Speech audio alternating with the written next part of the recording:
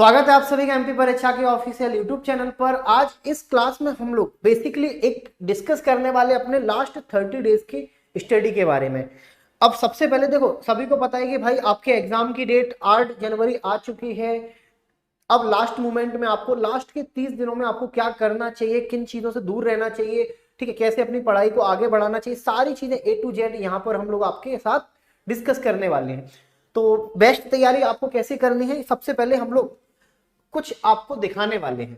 ये बेटा एक आपका ओवरव्यू है, ठीक है। इसमें आपका अभी 2021 का ओवरव्यू मैं नहीं लाया हूं, लेकिन जरूरत भी नहीं क्योंकि वो ओवरव्यू सभी को पता है। सबसे पहले 2016 की मैं बात करूंगा, 2017 की बात करूंगा। देखो, एक स्ट्रेटेजी जानने से पहले ना आपको, जैसे आप सपोज अपने फिजिकल की तैयारी करते हो, जैसे 800 मीटर आपको दौड़ना है, तो रनिंग से पहले आप ग्राउंड का मुआयना करोगे कि भाई आपको ग्राउंड कौन सा ग्राउंड है, आपको दौड़ना किस जगह पे है। तो ये वो आपका ग्राउंड है जिस पर आपको अपने रेस को कंप्लीट करना है, और कंप्लीट नहीं, आपको उस रेस में फर्स्ट आना है। तो सबसे पहले ये है कि भाई देखो, 2016 में आपकी जो भर्ती आई थी एमपी पुलिस कांस्टेबल की, एग्जाम का पूरा ओवरव्यू मैं आपके लिए लेके आया हूं। यहाँ पर टोटल आपके 54 पेपर निकले थे, 54 पेपर हुए थे। 17/7/2016 से आपका एग्जाम स्टार्ट हुआ था, 9/8/2016 से आपका एग्जाम स्टार्ट मतलब खत्म हुआ था। पर डे 3 शिफ्ट में आपका एग्जाम हुआ था, पर डे 3 शिफ्ट में आपका एग्जाम हुआ था। 9 लाख कैंडिडेट इस एग्जाम में अपीयर हुए थे। 2000 एग्जैक्ट डाटा नहीं है, अप्रोक्स में मैंने इसीलिए 9 लाख लिख दिया, एग्जैक्ट डाटा यहां पर नहीं है। 2017 की अगर आप बात करोगे तो बेटा 54 पेपर, ऐसा फिक्स नहीं है, व्यापम का कोई नियम नहीं है कि आप, क्योंकि मुझे भी दिमाग में यही आया था, हो सकता है व्यापम का कोई नियम हो कि 2016 में भी 54 पेपर बनाओ, 17 में भी बनाओ, 21 में 22 में भी 54 पेपर बना दो। नहीं, ऐसा कुछ नहीं है, बाई डिफॉल्ट हो गया होगा। पेपर आपका 19/8/2017 से स्टार्ट हुआ था, 18/9/2017 तक ये आपका पेपर चला था। यहाँ पर डे 3 शिफ्ट हुई थी, यहाँ पर आपका पर डे 2 शिफ्ट में आपका पेपर लिया गया था। एग्जैक्ट डाटा यहाँ पर आपका है 8,12,422 कैंडिडेट अपीयर हुए थे एमपी पुलिस कांस्टेबल 2017 के पेपर में, ठीक है। मैं यहाँ से कट ऑफ का आपको नहीं बता रहा हूँ कि यहाँ पे कट ऑफ इतने कैंडिडेट में इतना गया, यहाँ पर इतने कैंडिडेट में इतना गया, ऐसा कुछ नहीं बोल रहा हूँ। अगर 2021 की बात करोगे, 2021 की बात करोगे तो आपको भी पता है कि 2021 में कितने लाख फॉर्म भरे हैं, ठीक है। 2021 में करीब आपके 12 लाख फॉर्म फिल हुए हैं। कितने फॉर्म फिल हुए हैं आपके? 12 लाख। 12 लाख में बेटा मान के चलो आपके 10 लाख की समथिंग कैंडिडेट भाग लेंगे। मैं बहुत ज्यादा बता रहा हूं, 10 लाख। 10 लाख तो पॉसिबल ही नहीं कि 10 लाख कैंडिडेट अपीयर हो जाएं। बहुत सारे बच्चे तो ऐसे ही फॉर्म भर देते हैं, एग्जाम देने जाते भी नहीं है। फिर भी आपका कहीं ना कहीं आप इन्हीं के बीच में हो, मतलब ज्यादा ठीक है, उसी बराबर में हो कि 2016 में जो 2017 में, और वही आपका 2022 में, ठीक है। ऐसा कोई खास विश्लेषण नहीं है, लेकिन ये सारी चीजें आप लोगों को पता होनी चाहिए कि 2016 या 2017 में आपके साथ क्या क्या हुआ था। अब मैं अगर एग्जाम में सब्जेक्ट वाइज की बात करूं कि किस सब्जेक्ट में कितने सवाल आए थे और कहां से सबसे ज्यादा सवाल आपके पूछे गए थे, तो बेटा सबसे पहले अगर आप मैथ्स की बात करोगे, मैथ्स में 2016 में 40 से 42 सवाल थे, और यहां पर आपके 36 से 40 सवाल थे। रीजनिंग में 23 से 27 सवाल थे, और यहां पर 26 से 30 सवाल थे। एक अप्रोक्स है, देखो हर शिफ्ट में ऐसा, व्यापम का अगर आप रूल बुक उठा के देखोगे एमपी पुलिस कांस्टेबल का, तो ऐसा कोई फिक्स नहीं है कि आपके इतने ही, ठीक है, ऐसा कोई फिक्स नहीं है कि आपके इतने ही मैथ्स में सवाल आएंगे। हो सकता है इसमें 40 सवाल आए हो सकता है इसमें 42 सवाल आए, लेकिन अप्रोक्स में बता रहा हूं इतने से इतने के बीच में आपके सवाल देखने को मिले थे। इसी तरीके से साइंस की बात करोगे तो 25, और यहाँ 12 से 15, और यहाँ पर 10 से 14। स्टैटिक जीके की बात करोगे तो यहाँ पर 5 से 7, यहाँ पर आपके 6 से 8 सवाल थे। एमपी करंट और करंट अफेयर्स की अगर बात करोगे तो यहाँ पर 6 से 8 सवाल आपको देखने को मिले थे करंट अफेयर्स या फिर एमपी करंट के, और यहाँ पर आपके 5 से 7 सवाल। एमपी की अगर बात करोगे, स्पेशली एमपी की, तो यहाँ से 5 से 8 सवाल थे, यहाँ पर आपके 4 से 6 सवाल थे। अगर बेटा इसे अगर आप अच्छे से एनालिसिस करोगे तो आपके जो सिलेक्शन का जो पार्ट है वो आपका ये वाला पार्ट डिसाइड करेगा। कौन सा? ये वाला। करीब आपका 80% पार्ट यहीं से, मतलब 80% आप, चाहे आप 2016 का उठा के देख लो, चाहे आपका 2017 का उठा के देख लो, 80% नंबर आपको इन्हीं दोनों सब्जेक्ट, इन्हीं तीनों सब्जेक्ट में से देखने को मिलेंगे। सबसे पहले मैथ, रीजनिंग और आपका साइंस। ये 3 सब्जेक्ट हैं जो आपको सिलेक्शन की रेस तक लेके जाएंगे। लेकिन जरूरी नहीं है, देखो मैथ्स में आप पूरे में से पूरे नंबर ला सकते हो, रीजनिंग में पॉसिबल नहीं है, कि हो सकता है एक आध क्वेश्चन पढ़ने में या फिर किसी और तरीके से गलत हो जाए। साइंस में तो बिल्कुल भी पॉसिबल नहीं है कि आप पूरे में से पूरे नंबर ला सको, मतलब 80% भले ही यहाँ से आएंगे लेकिन आप 80 में से 80 नंबर नहीं ला पाओगे, ये एक फैक्ट है। कितना भी ब्रिलियंट स्टूडेंट क्यों ना होगा, 80 में से 80 नहीं ला पाएगा। उसके लिए उसे इन चीजों पर फिर डिपेंड होना पड़ेगा, उसे इन चीजों पर फिर डिपेंड होना पड़ेगा, ठीक है, क्योंकि ये भी कहीं ना कहीं आपके सिलेक्शन का ही एक हिस्सा है, ये भी कहीं ना कहीं आपका एक सिलेक्शन का हिस्सा है। ये चीज समझ में आ रही?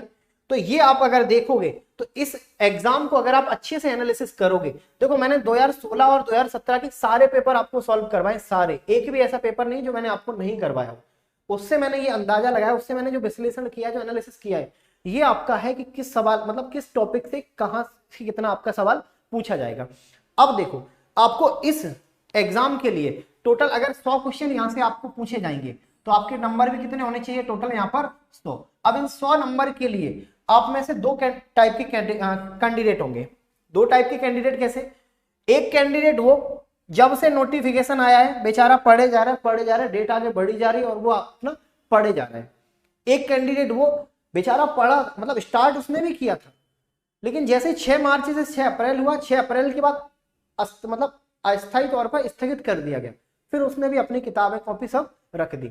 और जैसे 8 दिसंबर पास में आने वाला है, 8 जनवरी पास में आने वाला है, फिर से भाई कांस्टेबल के अंदर से आग लगी। अब इनको भी कहीं ना कहीं सिलेक्शन लेना है जरूरी। अब दोनों के लिए क्या है कि पेपर को एक सही रणनीति के साथ आप कैसे क्वालिफाई करोगे। मैं सबसे पहले बात करूंगा बेटा ओल्ड स्टूडेंट की।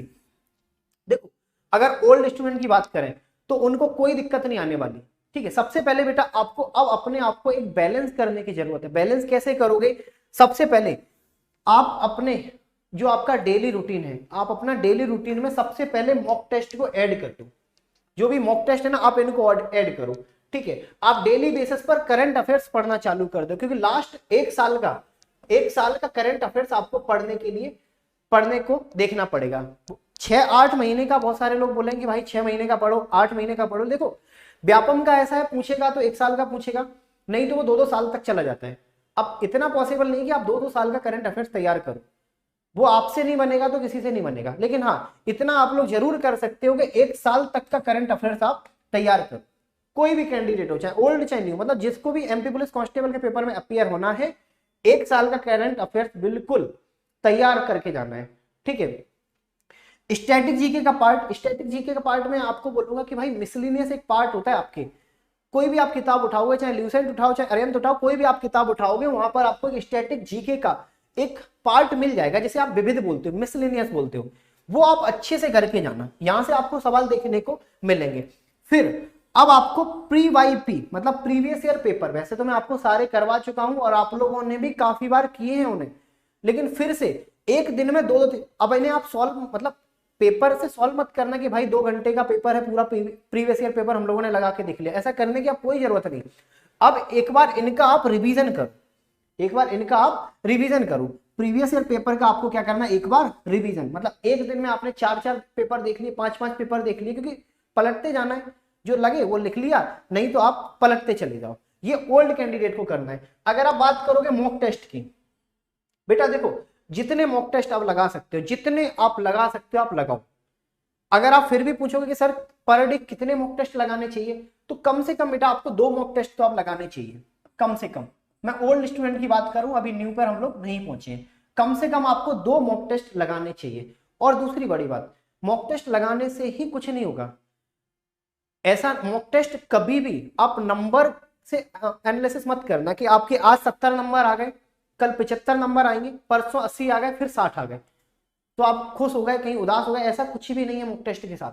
मॉक टेस्ट अगर आपको लगाना है तो सबसे पहले ये देखो कि अगर आपने एक मॉक टेस्ट लगाया, भले ही आप एग्जाम से पहले पर डे एक मॉक टेस्ट लगा के जाओ, लेकिन वो भी तरीके से। तरीका क्या होगा, जो मॉक टेस्ट आपने लगाया है उसको अच्छे से आप एनालिसिस करो। मतलब बेटा जैसे मैंने सोचा कि आज मुझे एक मॉक टेस्ट लगाना है, ठीक है, 2 घंटे का मॉक टेस्ट था। मैं एक पुराना स्टूडेंट था जो मैं डेली बेसिस पर लॉकडाउन में भी पढ़ा था, मैंने इसे 1.5 घंटे में कंप्लीट कर लिया।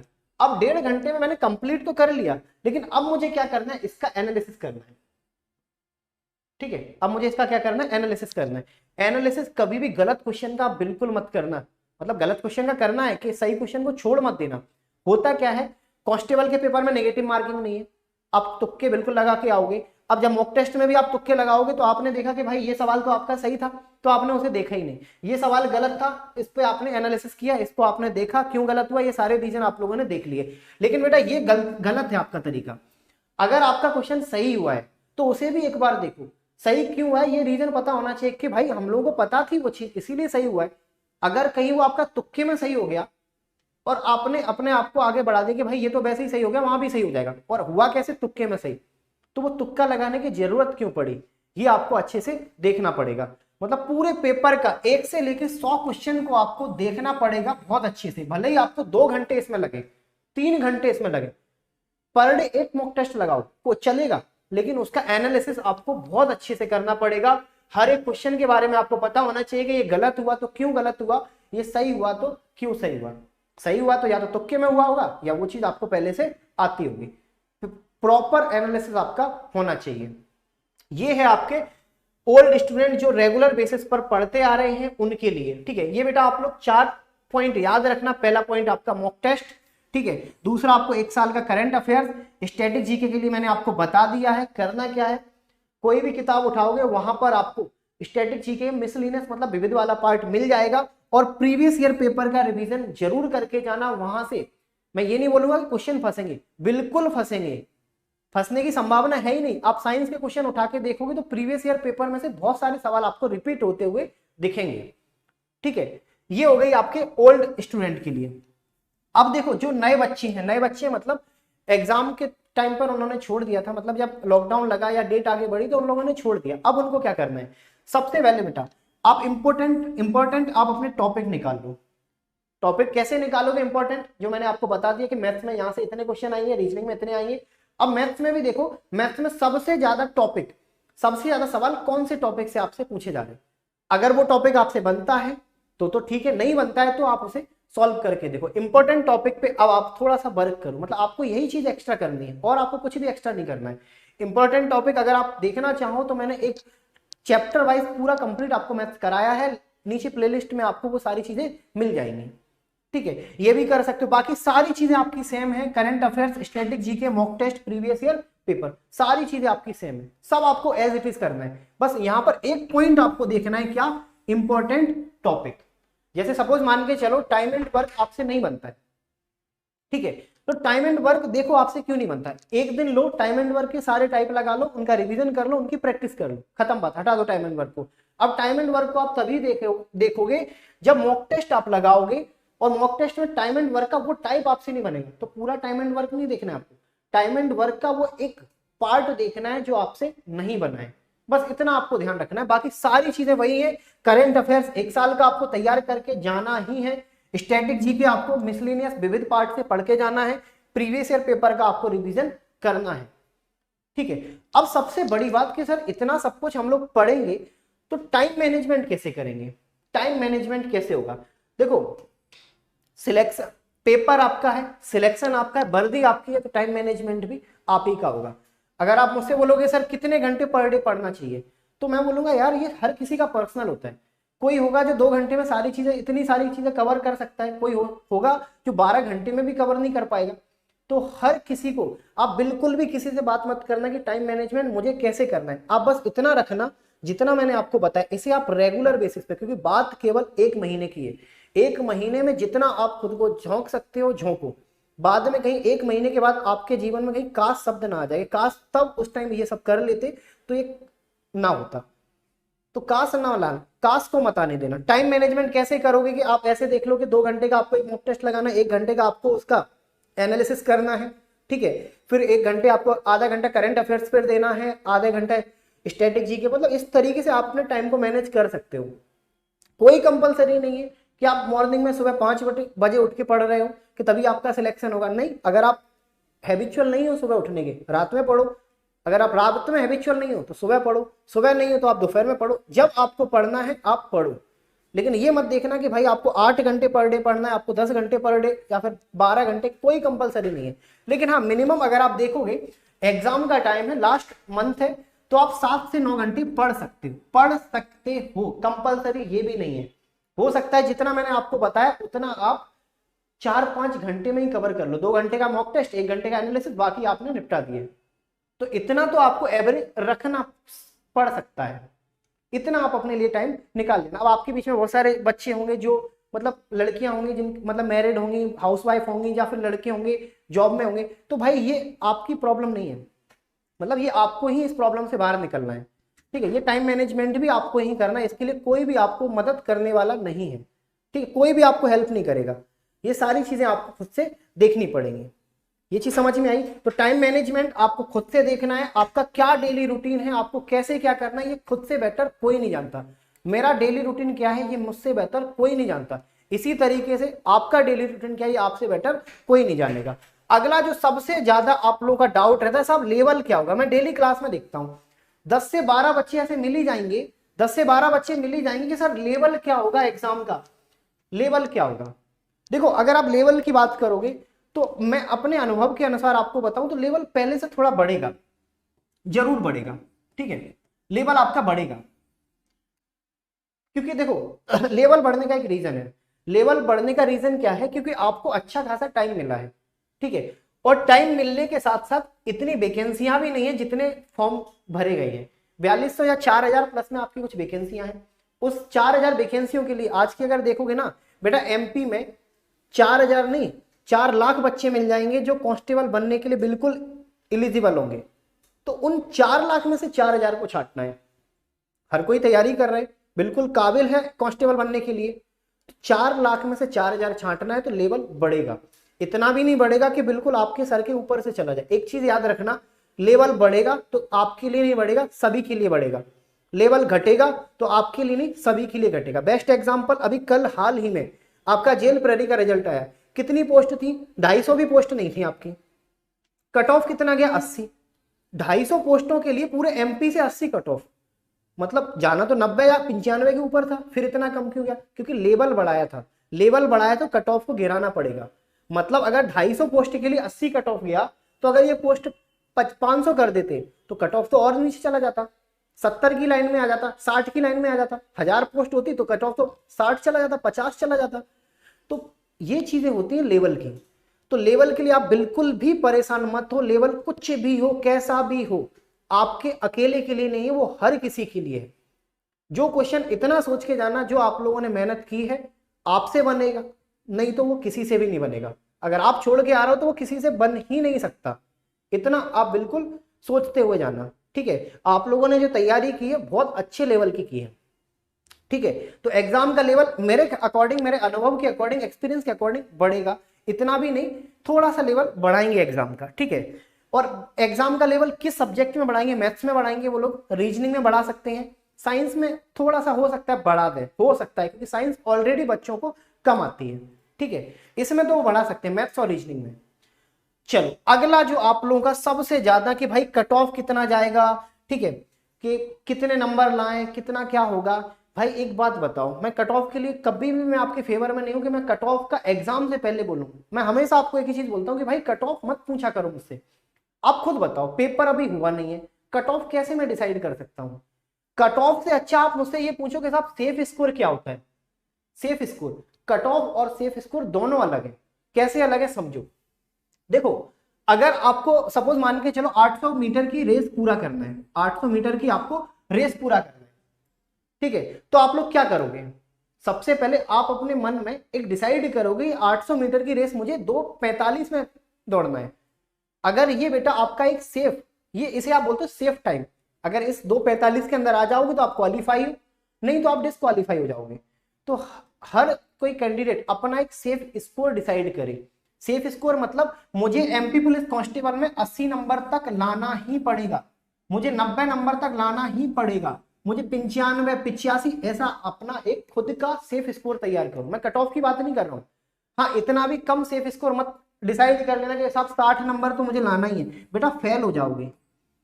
थोड़ा कंपटीशन को देखते हुए आपको सेफ स्कोर को डिसाइड करना है। तो आज से ही, मतलब अभी से ही आप हर कोई, जितने भी कैंडिडेट मुझे अभी देख रहे हो, हर कोई अपना एक सेफ स्कोर डिसाइड करो। अगर आप मुझसे पूछोगे कि सर मुझे सेफ स्कोर कितना डिसाइड करना चाहिए, तो बेटा बिल्कुल आपको 80 से 85 के बीच में रखना चाहिए।